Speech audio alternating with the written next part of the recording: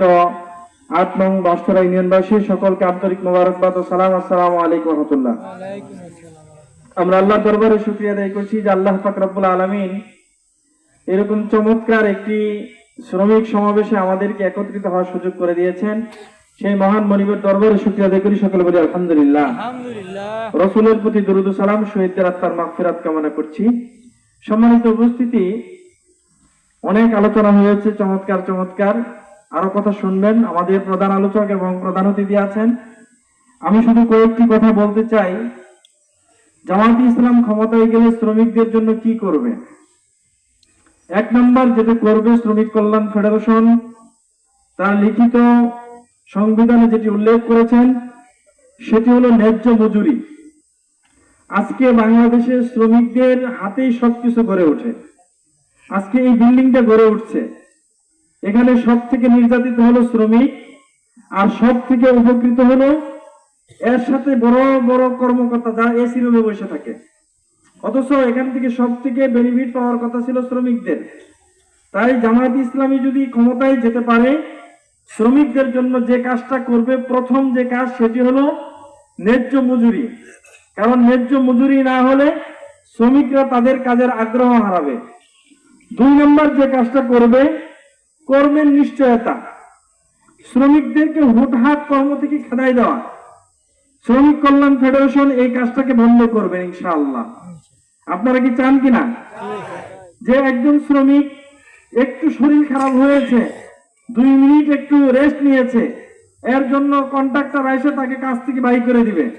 বাংলাদেশ জামায়াত ইসলামী যদি ক্ষমতায় আসে, শ্রমিকদের এই অধিকারকে নিশ্চিত করা হবে। অসুস্থ শ্রমিকের তার যাবতীয় ব্যবস্থা ওই ব্যক্তিকে করতে হবে বা ওই সংস্থাকে করতে হবে যারা এটার কন্ট্রাক্টর হয়েছে।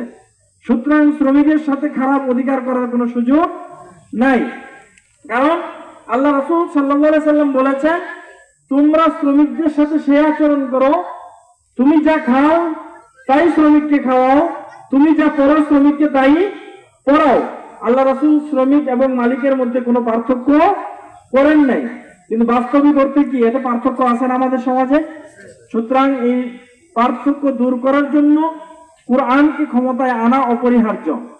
3 নম্বর যে বিষয়টি শ্রমিক কল্যাণ ফেডারেশন বলেছে সেটি হলো কাজের পরিবেশ ও নিরাপত্তা।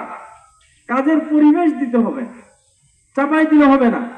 একজন শ্রমিককে তার সঠিক কাজটা করার পরিবেশ দিতে হবে এবং কাজের জন্য নিরাপত্তা দিতে হবে। আমাকে 5 তলার উপরে উঠাই দিলেন, কিন্তু সেখানে আমার জীবনের ঝুঁকি আছে, এটা হবে না। শ্রমিক হিসেবে আমার জীবনের নিরাপত্তা দিতে হবে। কারণ আপনার পরিবারে আপনি যতটা গুরুত্বপূর্ণ, শ্রমিক হিসেবে আমার পরিবারের কাছে আমি ততটা গুরুত্বপূর্ণ। আজকে শ্রমিক কল্যাণ ফেডারেশন সিদ্ধান্ত নিয়েছে যে কাজের নিরাপত্তার ব্যাপারে শ্রমিক কল্যাণ ফেডারেশন আন্দোলন গড়ে তুলে শ্রমিকদের নিরাপত্তার ব্যবস্থা করবে।